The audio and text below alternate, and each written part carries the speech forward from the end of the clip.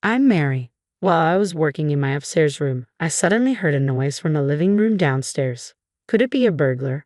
Ready to call for help at any moment, I gripped my cell phone and went to check the living room. There, I found my sister-in-law, Jennifer. Jennifer? I called out, surprised. Oh, Mary, you're here, Jennifer said, turning around at the sound of my voice. You scared me, sneaking in like that. Well, this is William's family home, so it's practically my home too, she added with a hint of annoyance. William is my brother. I understood her point, but isn't it rude to enter someone's house without permission? I felt irked, but Jennifer seemed displeased with my reaction.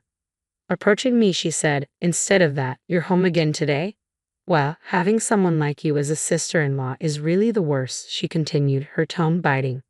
Excuse me, what do you mean by that? I asked, confused. Are you still clueless? I'm saying it's embarrassing to be single and unemployed, Jennifer mocked. I couldn't deny being single, but the unemployment part was a misunderstanding. I do work, even if it's from home. I am working, I retorted quickly. Yeah, a home security guard, right? She sneered. That's not it, Whatever, it's embarrassing and a nuisance, so just leave. I had no choice but to stay silent. Jennifer had always been this way since our first meeting. Years ago, William brought her home, introducing her as the woman he wanted to marry. I didn't intend to meet Jennifer then, not because I opposed the marriage, but because I was a recluse. My reclusiveness began in high school due to my inability to gauge social distances. Making friends was difficult, leading me to withdraw from school and eventually becoming a recluse. But neither my parents nor William blamed me.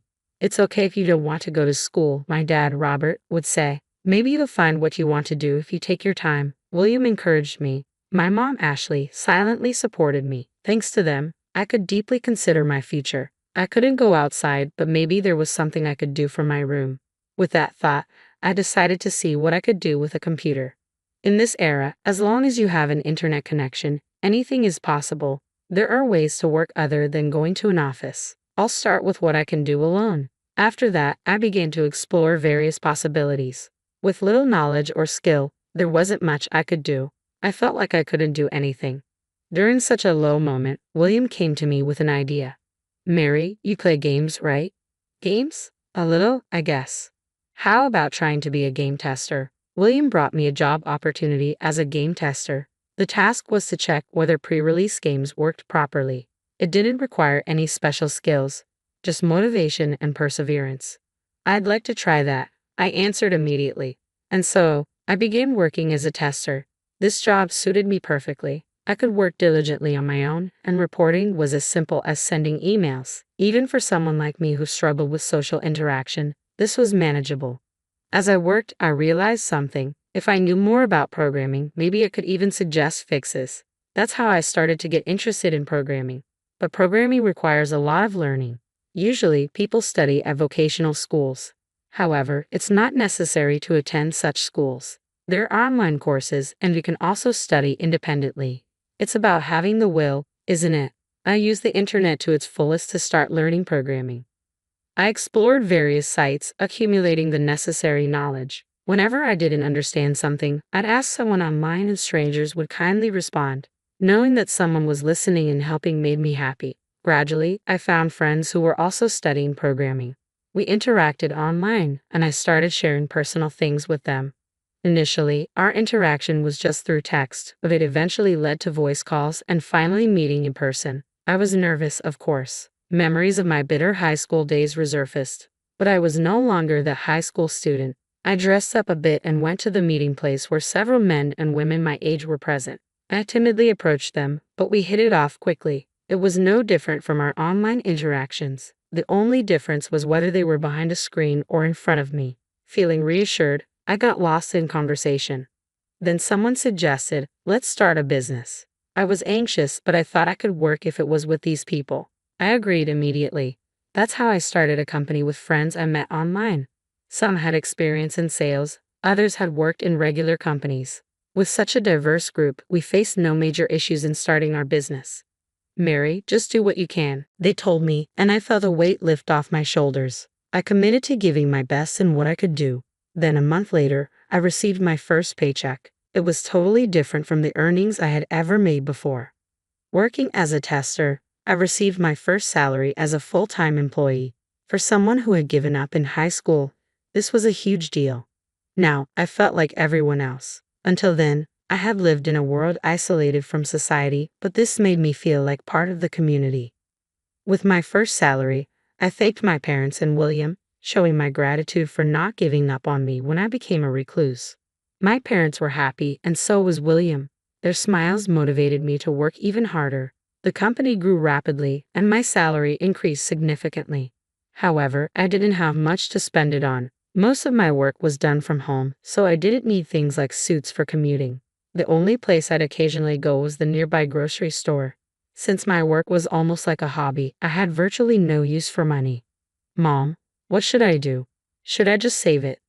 Well, saving is good, but sometimes it's okay to spend boldly, she replied.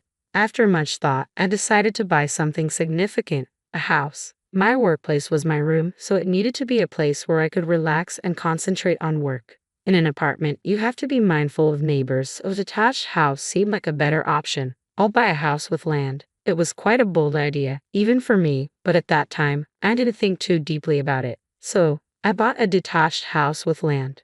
Robert and William were surprised, but they're not the kind of people to oppose what I do. They accepted it graciously. Only Mom seemed worried.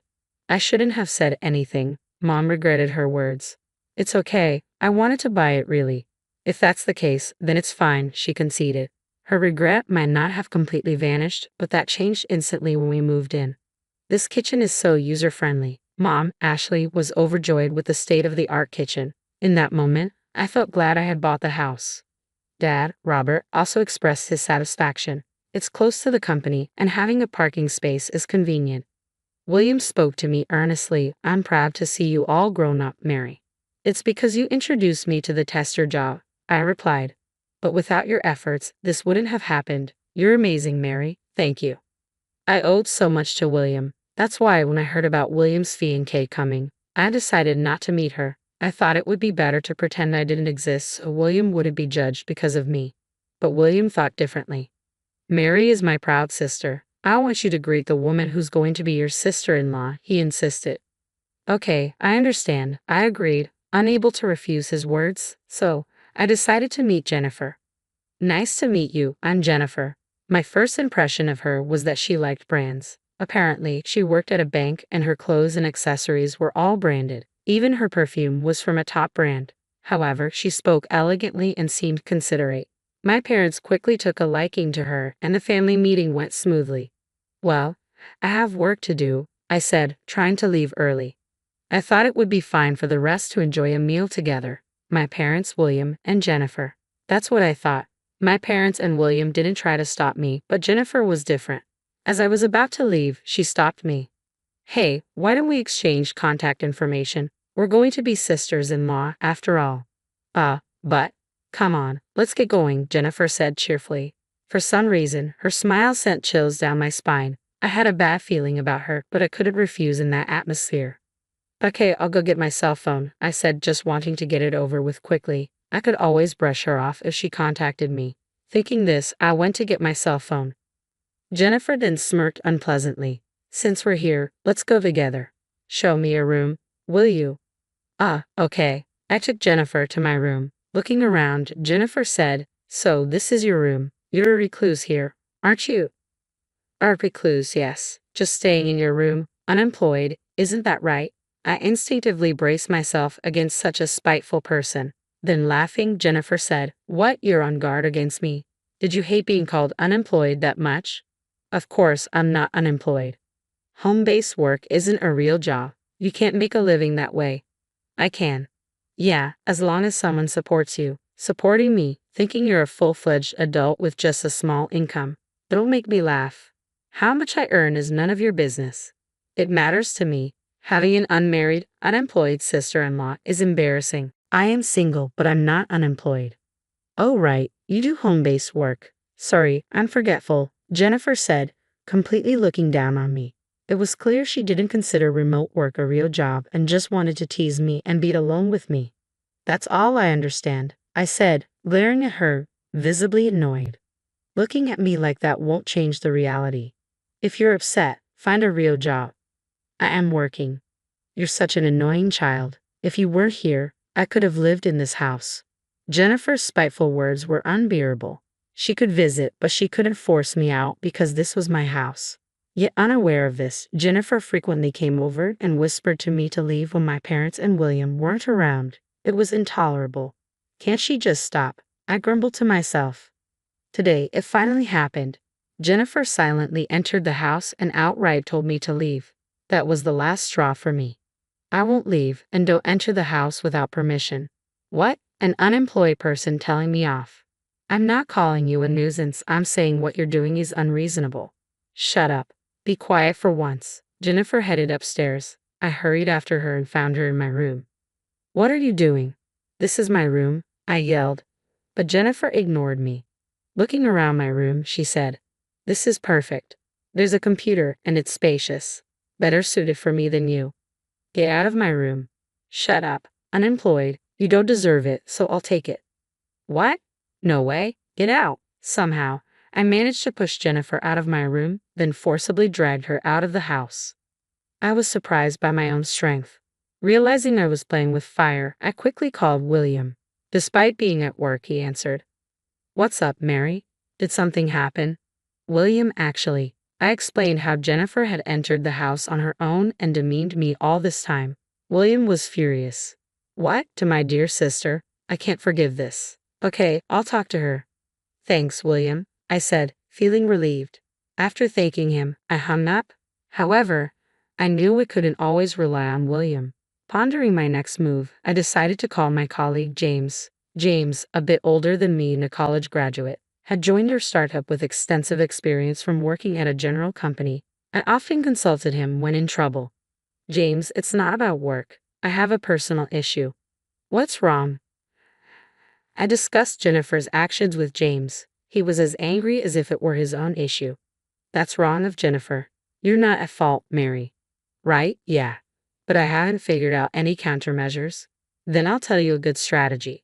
It's this. James shared a plan with me. It was indeed an interesting strategy, one that would surely teach Jennifer a lesson if successful. But there was one problem. Won't this trouble you, James? Don't worry about me. Just go ahead and try it. Thank you. I decided to execute James' plan immediately. I contacted a certain place and began implementing the countermeasures. Months passed, and Jennifer's attacks on me ceased, probably due to William's scolding. I hoped it would stay this way. I was slightly relieved. However, the world isn't always so kind. A few days later, Jennifer called me. Can I come over tomorrow? It's okay if I call before coming, right? Her tone was deliberately unpleasant. Still, if Jennifer came, there was a high chance of executing James' plan. Reluctantly, I agreed. I pretended to agree. The next day, Jennifer arrived at the house and immediately asked, Are your parents here? They're not. They're on a trip. Oh, that's perfect. Jennifer brought a large bag into the house. What is that? My clothes and various things. Are you planning to stay here? Not just staying. I'm moving in, so you should leave. Your eyes or... It finally happened. With that in mind, I quietly nodded. Understood. You're complying? Wait, you understand? Yes, I'll leave. I suddenly became obedient. I thought about it. You are William's wife. I owe a lot to William, I said with a solemn demeanor. Jennifer started to smile unpleasantly. Finally, you understand. Now get out, useless, unemployed. Okay, I immediately went upstairs. Actually, per James's instructions, my belongings were already packed, and I had a place to move to. In other words, everything was going according to James' plan. I called the moving company and returned to the living room where Jennifer was relaxing on the sofa. You're fast. Well, a reclusive unemployed wouldn't have much to move, I guess. Although I wanted to retort, I didn't. I'm leaving now. The movers will come later for my things. Yeah, and please, don't regret this. Regret? As if. I felt refreshed without a recluse around. Leaving Jennifer's mocking laughter behind, I left the house. Then I contacted my parents. Dad, are you enjoying the trip? Yeah, I'm really happy. What's up? I'm glad. Actually, I told them about Jennifer's visit to the house. I explained the reason for the sudden trip and James' strategy to my parents, asking them to act accordingly. My parents readily agreed, largely due to the description of Jennifer's unreasonable behavior. This will work out well. She'll regret it, I muttered to myself as I headed to my new home. A few days after moving, the end of the month was approaching, and I was excited. Anytime now, Jennifer should contact me. I waited for the call, and then it came. The phone rang, and as soon as I answered, Jennifer yelled, "What's the meaning of this?" "What's wrong, Jennifer? Why do I have to leave?" "You don't have to leave, just pay the rent." "Rent? This house is our family home, isn't it?" "It was, but I've sold it." "You sold it. Why do you get to decide that?" "Because it was my house." "Your house?" "Yes, that house was." I'd explained about starting an IT company with my colleagues and working there. William must have told her too, but since Jennifer looked down on me, I assumed she hadn't listened. So, I explained it all from the beginning. Shocked, Jennifer asked, "So you really sold this house?" "Yes. Are you familiar with leaseback?" "What's that?" Leaseback is a system where you sell your home to a company and then rent it to continue living there. It has benefits like paying off loans with the sale proceeds. I used that leaseback. I sold the house and land I bought, then stopped paying rent after the contract ended. When Jennifer arrived, that meant she couldn't continue living there unless she signed a new contract herself. But Jennifer, who relied on William, wouldn't be able to pay the rent herself, and I doubted she would want to live there with William after driving me out. In short, Jennifer would have nowhere to live. "Remember this after playing your games," I said, unable to help but laugh at her empty threat. It was entirely her fault. If she hadn't looked down on me, she could have had a happy married life. It's a pointless person. She'll probably end up divorced from William, and I won't have to see her again, I thought. But it was that evening when James called me. "Mary, something terrible has happened. Can you contact your brother right away? He should be finishing work soon so I can tell him." James spoke rapidly about various things, essentially wanting me and William to come to his house, curious. I contacted William and then headed to James' place. When I arrived, there was a commotion outside James's apartment. Many police officers were there and neighbors had gathered to see what was happening. "James, what happened?" I approached James, who was in the middle of the commotion. "Actually, some weird woman tried to take my laptop. Here's what happened," James told me. During a break at work while he was taking a shower, he heard a strange noise and peeked into his room. There, a woman was rummaging through his belongings, apparently trying to take his laptop. Of course, James immediately confronted her. As soon as he shouted, the woman got startled and ran away, but she tried to escape through a window, fell, and lost consciousness. That woman was Jennifer, and she was arrested by the police for breaking and entering. However, Jennifer insisted, "This is my sister's room," and wouldn't back down, causing the commotion. "This isn't your room, right?" the police asked. Of course, it wasn't my room, but I wondered why Jennifer thought it was. When I asked her, Jennifer said to me, "It's your room? I sent your belongings here." My belongings? I heard it from the movers. When Jennifer was at the house, I had called the movers and left her there. But as per James' instructions, my belongings were first sent to his room and then forwarded to my new home. Unaware of this, Jennifer assumed the delivery address was where I moved to. But that doesn't justify breaking and entering, does it? "It's your fault." Jennifer's excuse was this. When I left the house, I had all furniture and appliances taken by the movers. However, Jennifer apparently thought something would be left behind. Her plan was to sell the leftovers and use the money for living expenses, but that plan failed. She thought she could still manage if the house was there, but then she learned she couldn't live there anymore. In retaliation, she planned to sell my laptop for cash. She intended to enter my house but ended up in James's room instead. That was the real story. "It's your fault, remember this?" Jennifer continued to shout such things. In the end, Jennifer and William got divorced. William demanded compensation from Jennifer. However, there was no way Jennifer could pay it because she had debts. She wanted to take over our house, sell its contents for money to pay off her debts. Anyway, Jennifer is in prison now, unable to do anything. And her parents ended up paying the compensation on her behalf. Because of Jennifer's incident, I've come to rely on James more than ever. I might not have been able to do anything without him. That's when I realized something. I'm in love with James. Now that I've realized this, I've started to make strong advances towards James.